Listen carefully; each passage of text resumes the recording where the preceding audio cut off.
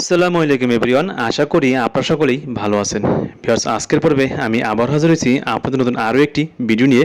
আর আজকের পর্বে আমরা কিন্তু চলে এসেছি হানিফ ভাই ও মানিক ভাইয়ের সেই বিখ্যাত গরুর কালোবোনা খাওয়ার জন্য। আর এই গরুর কালোবোনার দোকানটির অবস্থান কোথায় এবং এখানে কীভাবে আসবেন এবং এর প্রাইস কত, এই সব জানাবো এক এক করে পুরো ভিডিওটির মাধ্যমে।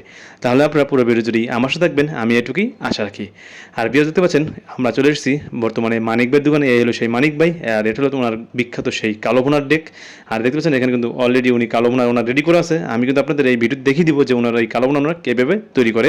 তার আগে আমি ওনাদের সম্পর্কে কিছু তথ্য আপনাদেরকে জানিয়ে দিচ্ছি। ভিউয়ার্স, এটা হলো সেই লালবোনা।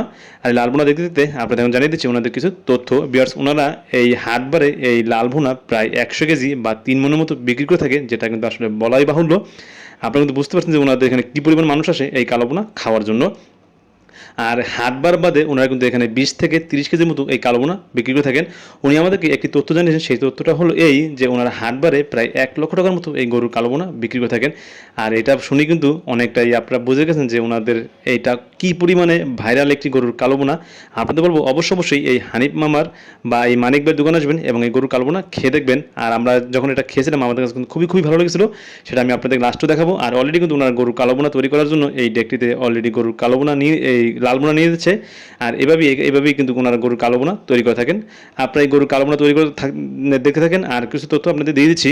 ওনাদের এই ব্যবসার বয়স প্রায় 40 বছর যাবত। এই ব্যবসা ওনার বাবা শুরু করেন, তারপর ওনার বড় ভাই, এবং উনি এই ব্যবসাটা করে যাচ্ছেন প্রায় 40 বছর ধরে এই রাজশাহীর সিটি হাটে।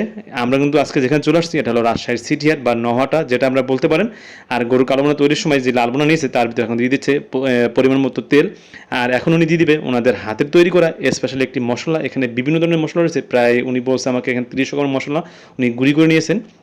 এটা দেওয়ার শেষে যেই পর্যন্ত গরুর এটা কালো না হবে সেই পর্যন্ত এটাকে এভাবে লাড়তে থাকবে।